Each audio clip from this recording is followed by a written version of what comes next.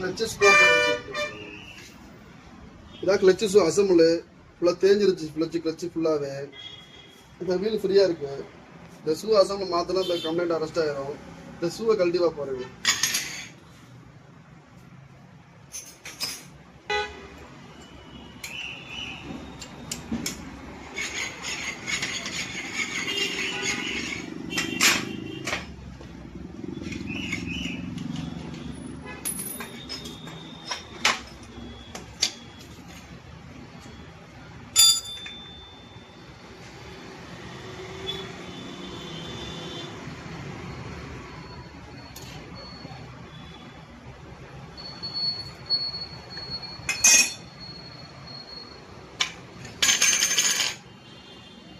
இந்த பெல் இது பேர் இது நல்லா இருக்கு. இந்த ஷூவை மட்டும்